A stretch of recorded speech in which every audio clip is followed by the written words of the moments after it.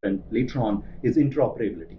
And interoperability cannot be solved 5 years later. It needs to be sorted out now. And when I say sorted out now, is the TCP/IP of the world or the SMTP of the world has to be incorporated in the existing technology, which is the interledger protocol, which means that our network will be interoperable with others. And this could be a legacy network, this could be another brand new network, or it could be another blockchain network. So we don't have the same problem as what we have today, where networks don't speak to each other. You can't take a IMPS transaction or an ACH transaction in a country and make it a card transaction or a card transaction into a cash transaction.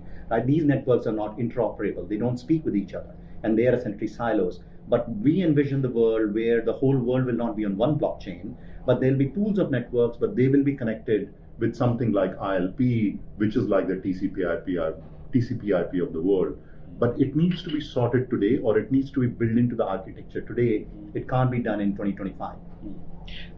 It will operate, or it will be interoperable with the first generation system as well, right? So the idea is not to force everybody to change their tech today, but the idea is that whenever you're building the next wave, or when you're doing that incremental improvement, make it ILP compliant, so that when you need to connect to the world, you're able to connect to it much seamlessly, right? And that's the thought process, and that's the reason we work very closely with something like W3C Group, which essentially looks at the internet, and then see how something like ILP can be defined for money. And again, it's not for profit, it's available for the world to use.